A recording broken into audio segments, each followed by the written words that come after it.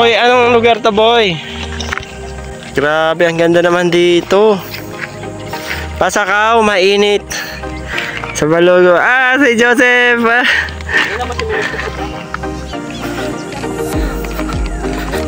Saan, boy?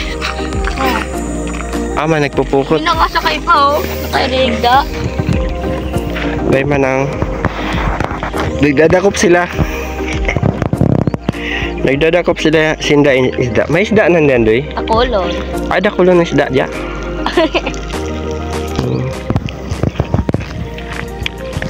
Yung nasa harap, guys, Palawan yan, Palawan. Ito. Oo. Tapos yung harap ng Palawan, Ito ya. Ito ya. yun na yung China. Ano na, Mindanao. Tapos yung masaksihan ng gera, dito kami pumesto. Kung sakaling magkakaroon ng gela. Pero wag naman sana, mga loko kayo, wag kayong magharap na magkakaroon ng gera yan.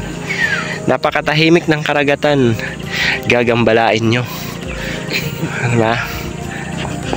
Hirap kayang mag-recover. Alright? Relax lang kayo, wag puro gera. Hindi gera ang solusyon dyan. Pang kaming anak eh, kay gera ka agad. Diba? Joyride, move it. Let's move it.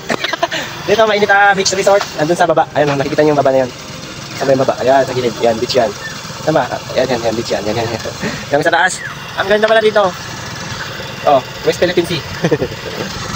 Ayan muna. Huwag na natin pangarapin magkaroon ng gulo. Pangarapin na lang natin manatili ang katahimikan. Alright? Okay na? Sige. Okay? Okay. Gusto mo magkaroon ng gera? Ako gusto mo magkaroon ng gera ng pagmamahal. Para umulan ng pagmamahal ulit sa Pilipinas. Ito yung bundok. Ang bundok na yan, hindi sa gubat. Bundok lang. Kasi hindi pa ganun kadami yung ano. Pero guys, minsan lang tayo makakita ng ganyan. Bundok sa gitna ng dagat. Parang Cebu, no? Parang araw yung bundok na yun, lumaki pa yan. Ano walang bundok? Hindi ko alam. Pero ang base sa aking observation, boy, lahat ng bundok na yun, kahit pumunta ka ng Mindanao, naging patag na eh. Dami na cell erosion. Patag na rin pala. Patag na. Grabe naman yun. Maganda naman premyo ka lang, boy. Diba guys, huwag na mga ganitong kalsada, huwag kayong mag-premyo sa araw. Huwag kayo kakasikasayahan nyo lang, tinatawag na engine brake. Para, delikado kasi yung ganyan buhakin. Madulas. Okay lang, madulas ka, tapos mahulog ka sa kanya. Wow! Tapos yung mag-brake, pagkaya mo, nagkakasaan. Ito yung kinabukasan natin.